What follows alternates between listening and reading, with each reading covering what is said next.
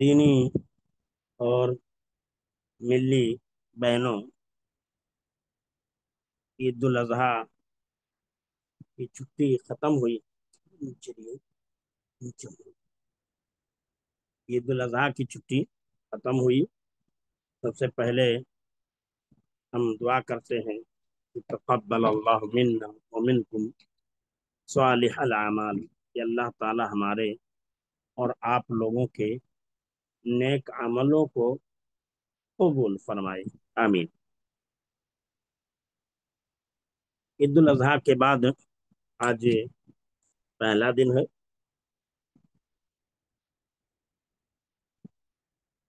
عید الاضحیٰ سے پہلے ہم لوگوں نے اردو ادب یعنی چمن اسلام میں کچھ اسباق پڑھے تھے۔ مثال کے طور پر ہم نے اللہ تعالی پہلا سبق پڑھا تھا جو توحید سے تعلق رکھتا تھا۔ دوسرا سبق ہم لوگوں نے نظم پڑھا تھا جو اللہ تبارک و تعالیٰ کی حمد تھی، جس میں بھی اللہ تعالیٰ کی توحید اور صفات کا بیان تھا۔ تیسرا سبق ہم لوگوں نے ہمارے رسول صلی اللہ علیہ وسلم پڑھا تھا، جو ہمارے رسول صلی اللہ علیہ وسلم کی مختصر سیرت اور آپ کی تبلیغ، آپ کی دعوت، آپ پر ظلم اور آپ کی دعوت کیسے لوگوں تک پہنچی، کن کی کوششوں کا نتیجہ رہا، اس کو ہم لوگوں نے پڑھا۔ اس کے بعد جو سبق تھا ہم نے قرآن شریف پڑھا۔ قرآن شریف پڑھا جو 4 آسمانی کتابوں میں سے ایک کتاب ہے۔ اللہ تعالیٰ نے 4 آسمانی کتابیں نازل کی، مشہور ہیں، جن میں پہلی کتاب جو ہے ایک کتاب زبور ہے، جو سیدنا داؤد علیہ السلام کو ملی تھی۔ ایک کتاب تورات یا توریت ہے، جو سیدنا موسیٰ علیہ السلام کو ملی تھی۔ تیسری کتاب انجیل ہے، جسے بائبل کہتے ہیں، یہ سیدنا عیسیٰ علیہ الصلاۃ والتسلیم کو ملی تھی۔ اور چوتھی کتاب قرآن مجید، جو ہمارے رسول حضرت محمد صلی اللہ علیہ وآلہ وسلم کو ملی تھی۔ تو ہم نے قرآن شریف پڑھا۔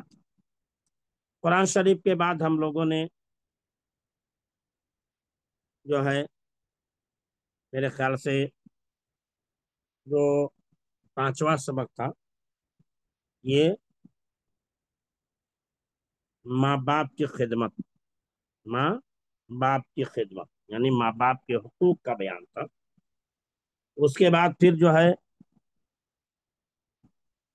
ماں باپ کی خدمت کے بعد جو سبق تھا وہ جنت تھا، جنت تھا۔ اور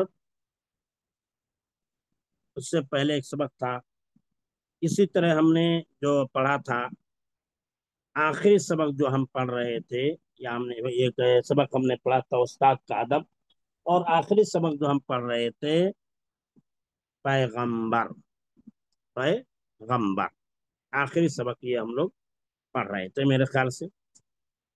تو آخری سبق جو ہے اس کو جو ہے اسکرین پہ لائیے، ابھی قرآن شریف ہے، اس کو لائیے۔ جنت، مسجد، چلیے آگے چلیے۔ مسجد ہم لوگوں نے پڑھا تھا، مسجد ہم لوگوں نے پڑھا تھا۔ مسجد کے بعد کیا سبق تھا؟ پیغمبر ہوگا۔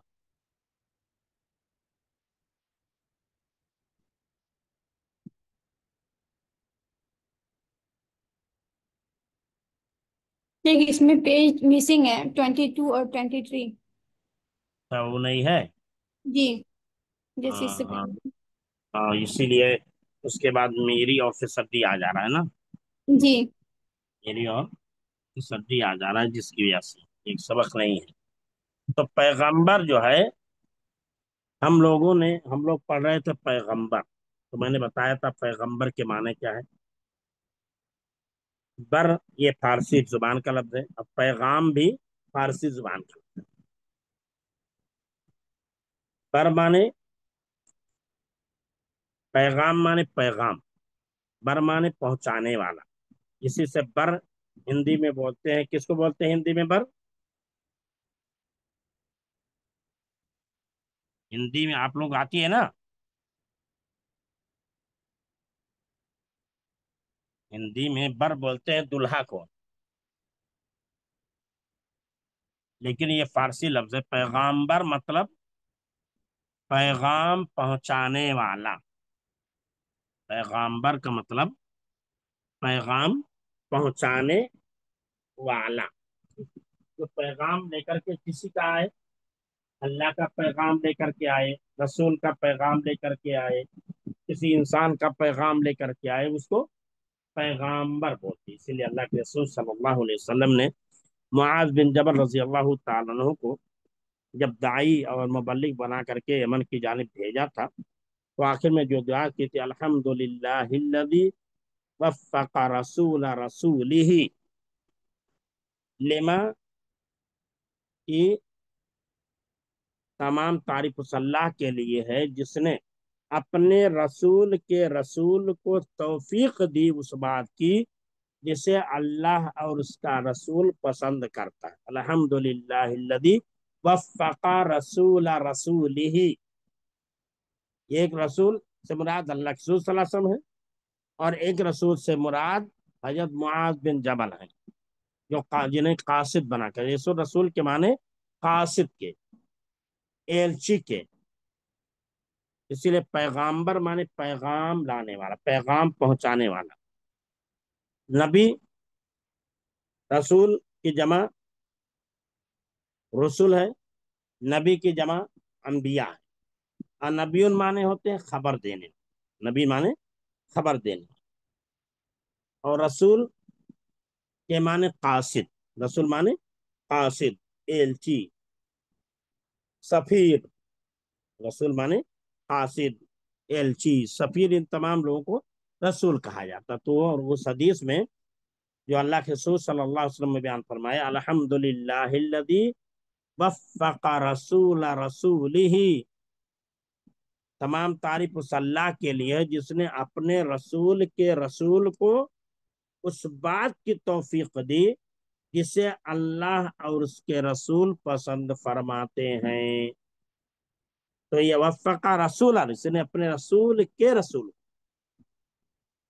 تو ایک رسول سے مراد اللہ کے رسول صلی اللہ علیہ وسلم ہے، اور ایک رسول سے مراد حضرت معاذ بن جبل رضی اللہ تعالیٰ عنہ۔ تو رسول کے معنی قاصد کیا، اسی طرح نبی معنی ہوتے ہیں خبر دینے والا، اس کی جمع انبیاء کی ہے۔ نبی اور رسول میں فرق ہے، نبی اور رسول میں تھوڑا سا فرق ہے۔ ہر رسول نبی ہو سکتا ہے لیکن ہر نبی رسول نہیں ہو سکتا۔ کیا بتایا؟ ہر رسول نبی ہو سکتا ہے لیکن ہر نبی رسول نہیں ہو سکتا۔ نبی اور رسول میں فرق یہ ہے کہ رسول اس کو کہتے ہیں جسے عمل کرنے کے لیے کوئی کتاب دی گئی ہو، کوئی دستاویز دیا گیا، کوئی کتاب دی گئی ہو، کوئی دستاویز دیا گیا ہو، کوئی صحیفہ دیا گیا ہو، اس کو بولتے ہیں رسول، اس کو بولتے ہیں رسول۔ اور نبی بولتے ہیں اس کو جسے پچھلے نبی کی شریعت پر عمل کرنے اور اسے لوگوں تک پہنچانے کا مکلف بنایا گیا ہو، اسے لوگوں تک پہنچانے کا مکلف بنایا گیا۔ پچھلی شریعتوں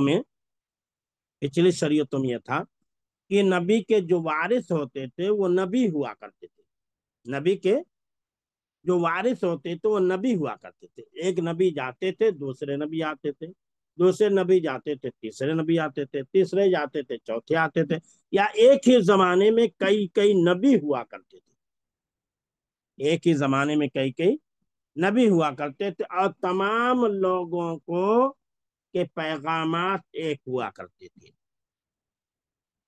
تو نبی اس کو کہیں گے جسے پچھلے نبی کی شریعت پر عمل کرنے اور اس کی تبلیغ کرنے اور لوگوں تک پہنچانے کا حکم دیا گیا ہو، اس کو کوئی نیا قانون، نیا ضابطہ، نیا رول نہ دیا گیا تو اس کو نبی بولتے ہیں، اور جسے کوئی نیا ضابطہ دیا گیا اسے رسول بولتے ہیں۔ تو پیچھے بتایا پچھلی امتوں میں جو نبیوں کے وارث ہوا کرتے تھے وہ نبی ہوا کرتے تھے، نبیوں کے وارث ہوا کرتے تھے وہ نبی ہوا کرتے ہیں۔ وجہ آپ دیکھیں گے کہ حضرت زکریہ علیہ السلام نے جو اللہ سے دعا کیا، حضرت زکریہ علیہ السلام نے جو سورہ کیا بولتے ہیں مریم میں ہے، جو انہوں نے دعا کیا، کیا دعا کیا؟ انہوں نے کہا کہ قال رب انی وہن العظم منی واشتعل الراس شیبا، انہوں نے کہا اے میرے رب، میری ہڈیاں کمزور ہو گئی ہیں اور میرے سر میں بڑھاپا پھیل چکا ہے، ولم اکن بدعائک رب شقیا، اے میرے رب میں تجھ سے دعا مانگ کر کے کبھی خائب و خاسر نہیں ہوا ہوں، وإنی خفت الموالی، وإنی خفت الموالی، مجھے اپنے بعد مرنے کے بعد اپنے قرابت داروں کا ڈر ہے، میں اپنے بعد اپنے قرابت داروں سے ڈرتا ہوں، وإنی خفت الموالی، میں اپنے قرابت داروں سے ڈرتا ہوں، من ورائی، اپنے پیچھے اپنے بعد، وکانت امراتی عاقر، اور میری بیوی بانجھ ہو چکی ہے، فہب لی من لدنک ولیہ، تو مجھے اپنی جانب سے کیا کر دے، اپنی جانب سے کیا کر دے، مجھے اپنی جانب سے وارث عطا فرما،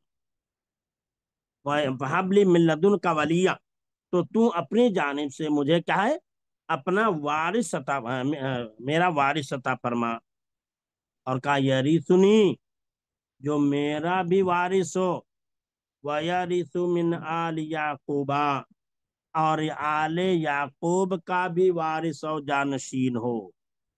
یہاں دیکھیے حضرت زکریا علیہ السلام دعا کر رہے ہیں کہ اللہ مجھ کو کوئی لڑکا دے دے، مجھ کو کوئی لڑکا دے دے جو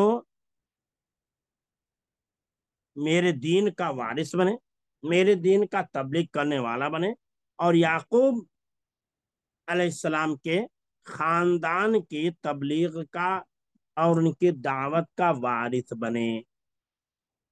یہاں دیکھ رہے ہیں کہ وارث کیا ہے، تو یہاں انبیاء نبوت یا کا سلسلہ جو چلا ہے خاندان میں چلا ہے، اور انبیاء کے وارث ہوئے ہیں، انبیاء کے وارث ہوئے ہیں، اس لیے امت محمدیہ سے پہلے ایک نبی گئے تو دوسرے نبی آئے، اور وہ پہلے نبی کے وارث ہوئے، دوسرے گئے تیسرے آئے، وہ دوسرے نبی کے وارث ہوئے، ایسے وارث وہ مانتے چلے گئے ہیں۔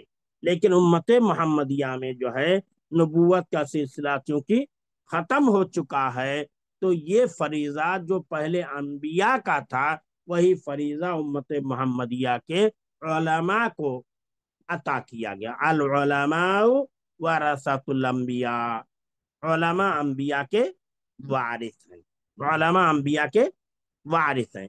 تو انبیاء کی جو وراثت تھی، کیا وراثت تھی؟ دعوت و تبلیغ کرنا، ان کے مشن کو آگے بڑھانا، ان کے پیغامات کو لوگوں تک پہنچانا، ان کی دعوت کی نشر و اشاعت کرنا، ان کی دعوت کی نشر و اشاعت کرنا، یہ انبیاء کا مشن تھا، یہ انبیاء کا پیغام تھا، یہ انبیاء کی دعوت۔ تو یہی ذمہ داری امت محمدیہ کے علماء پر عائد کی گئی، امت محمدیہ کے علماء پر عائد کی گئی کہ علماء جو ہیں یہ کیا ہوں گے، امت محمدیہ میں جو علماء ہوں گے وہ اللہ کے رسول صلی اللہ علیہ وسلم کی دعوت کے وارث بنیں گے۔ اور کلمہ العلماء ورثۃ الانبیاء، کہ علماء انبیاء کے وارث ہوں گے۔ الانبیاء لم یورثوا دینار ولا درہم، انبیاء جو ہے دینار و درہم کا وارث نہیں بناتے، ولکن ورثوا العلم، لیکن وہ علم کا لوگوں کو وارث بناتے ہیں۔ کیا بتایا؟ العلماء ورثۃ الانبیاء، علماء انبیاء کے وارث ہوں گے۔ اور الانبیاء لم یورثوا دینار ولا درہم، کہ انبیاء جو ہے دینار و درہم کا، روبے پیسے کا وارث نہیں بناتے ہیں، ولکن ورثوا العلم، وہ علم کا وارث بناتے ہیں۔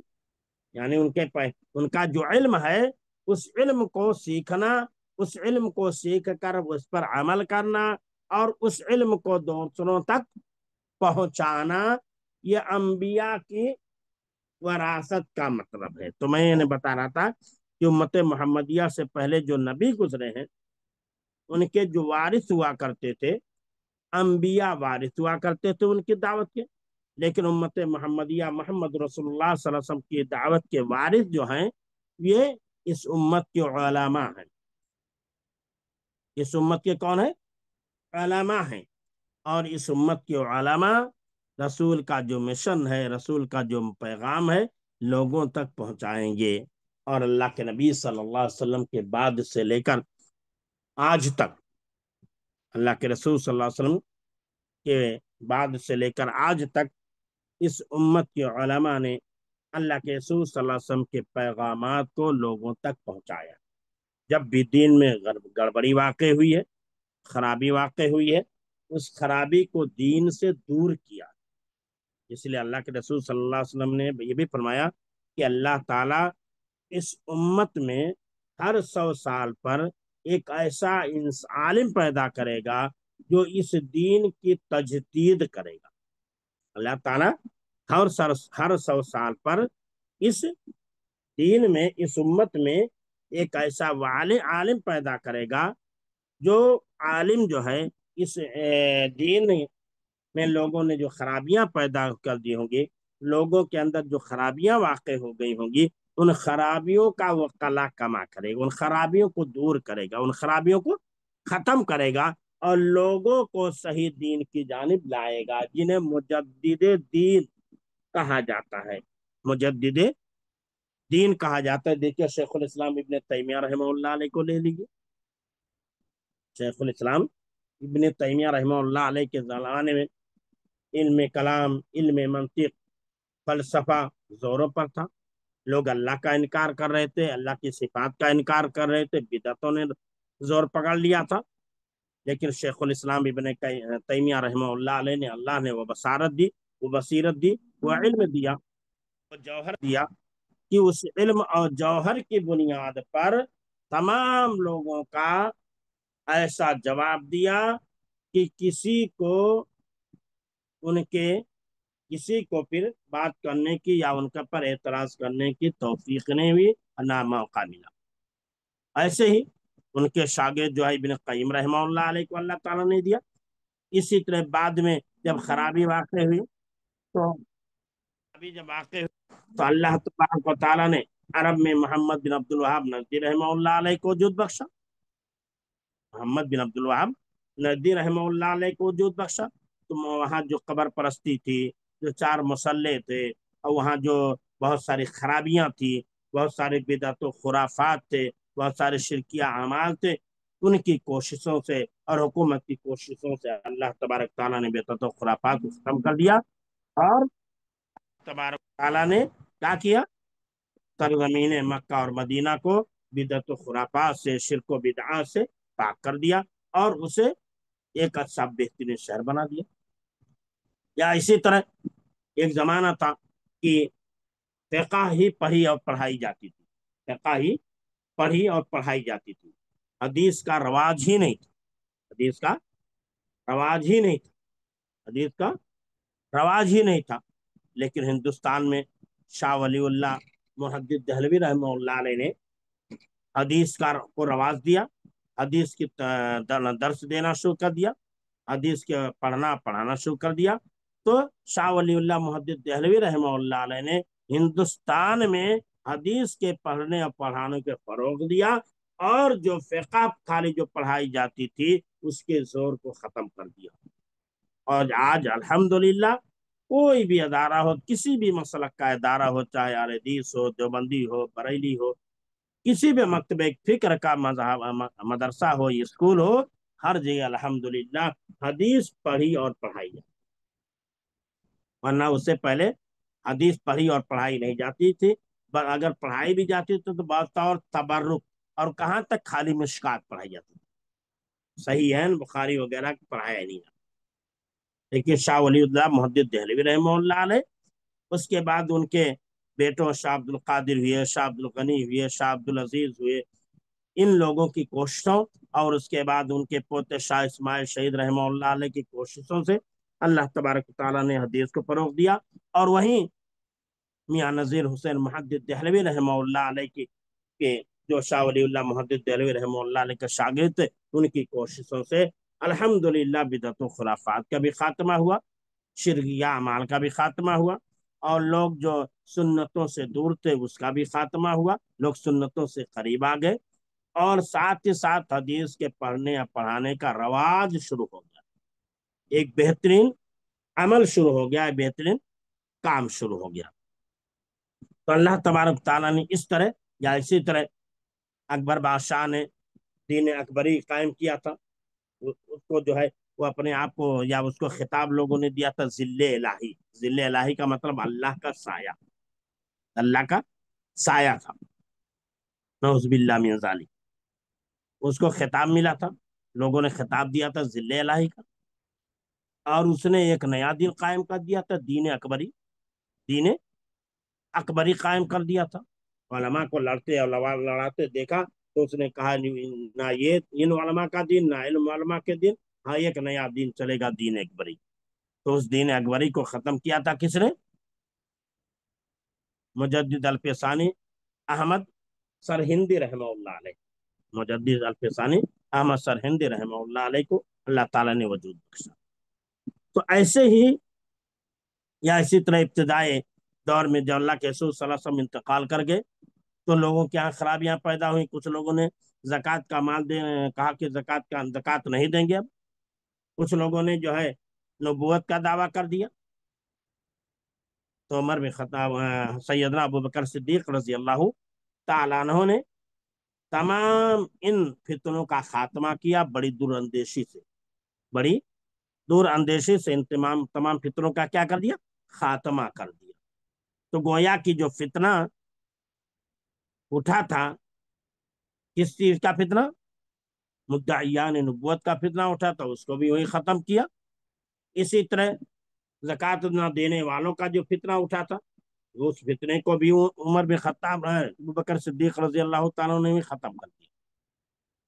تو اگر ابو بکر صدیق رضی اللہ تعالیٰ نے اپنی دور اندیشی کا مظاہرہ نہیں کرتے، دور اندیشی سے نہیں کام لیتے، تو ایسی صورت میں وہ فتنہ آج بھی قائم رہتا، اور زکوٰۃ جو اسلام کا ایک رکن تھا وہی ختم ہو جاتا، لیکن انہوں نے اپنی دور اندیشی کا مظاہرہ کیا۔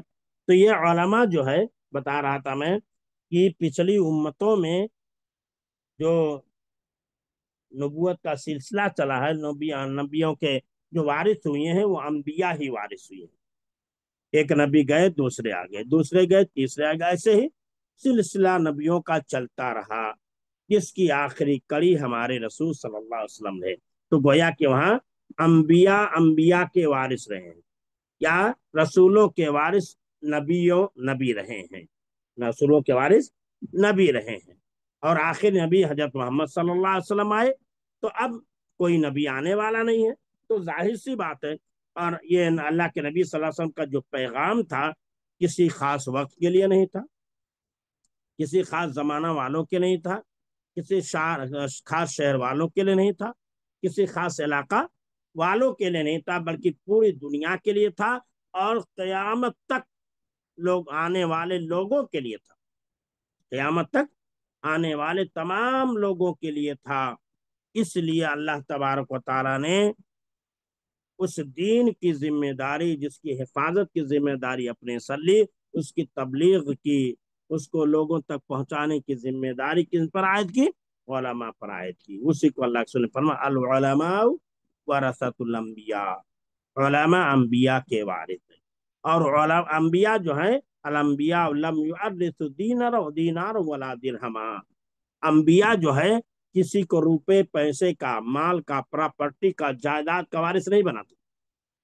انبیاء جو ہے پراپرٹی کا، جائیداد کا، روپے پیسے کا، مکان کا، گھر کا وارث نہیں بناتے، ولکن ورث العلماء، لیکن وہ کس کا وارث بناتے؟ علم کا وارث بناتے۔